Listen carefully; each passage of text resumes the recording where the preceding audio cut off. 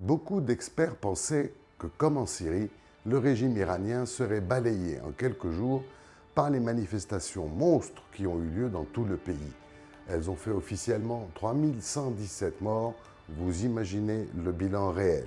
Alors soyons clairs, personne ne serait triste si Khamenei suivait les pas de Bachar al-Assad dans un exil à Moscou.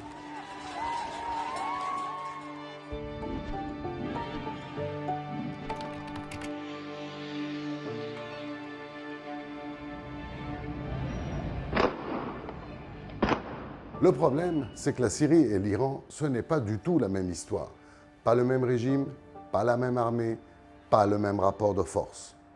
En Syrie, Assad est tombé parce qu'il y avait une armée de rebelles en face. Les forces officielles syriennes étaient composées en grande partie de soldats sunnites, épuisés et mal payés. Beaucoup d'ailleurs regardaient avec sympathie ces rebelles venus du nord, eux aussi sunnites. Et surtout, il y avait l'armée turque derrière, discrète mais décisive, et le soutien de l'Occident. Tous ces ingrédients réunis ont provoqué la chute du régime en quelques semaines. En Iran, c'est totalement différent. Les manifestants ne sont pas armés, pas de front, pas de sanctuaire, pas de soutien militaire étranger. Le régime, de son côté, peut compter sur 600 à 700 000 hommes totalement fidèles, les gardiens de la révolution et les Bassidji. Des hommes qui doivent tout au mollah et ils le savent parfaitement. Ils ont bâti leur pouvoir, leur argent, leur statut sur ce régime depuis 47 ans. Et ils ne vont certainement pas déserter pour un slogan ou pour un tweet. Alors on entend aussi, mais ce sont deux sociétés mosaïques.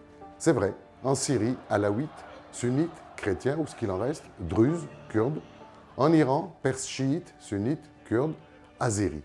Mais attention, une mosaïque ne fait pas tomber un régime. Parfois, la peur du chaos lui permet même de tenir. Conclusion, beaucoup au Liban rêveraient de la chute du régime iranien, très peu pleureraient sa disparition, mais l'histoire ne fonctionne pas à la vitesse des réseaux sociaux. Elle ne s'accélère pas systématiquement. En Iran, l'armée du régime est toujours là, soudée, armée jusqu'aux dents et parfaitement consciente de ce qu'elle protège. Pour le moment.